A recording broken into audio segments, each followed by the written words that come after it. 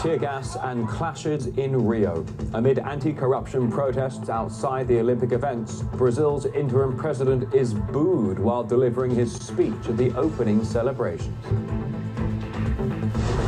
My heart is racing. I'm really afraid. A woman in Texas called 911 and asked to be protected from a police officer as the row over U.S. police brutality intensifies. And local authorities in France spark outrage, trying to force a halal shop to sell alcohol and pork.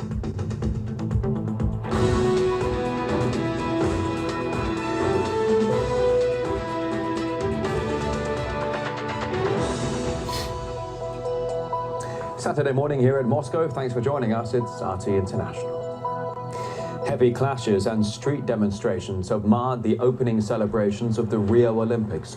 Police used tear gas and stun grenades to control crowds who were protesting against government corruption and the cost of hosting the Games. And many people reportedly injured in the clashes.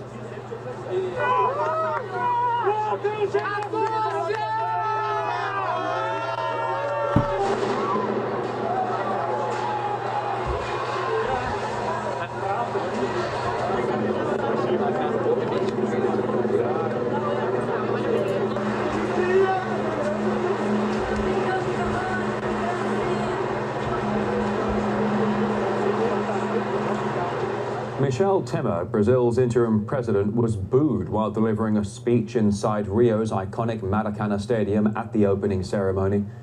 Fireworks were reportedly set off in a bid to drown out the jeering.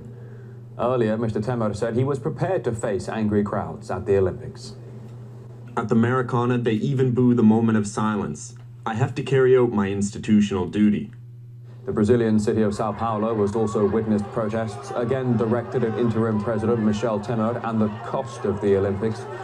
Temer took over when President Dilma Rousseff was suspended and ordered to face a controversial impeachment trial earlier this year. Over the last few months, Brazil has seen a wave of mass demonstrations, which experts believe is the unsurprising result of failed government reforms and a long-term financial crisis.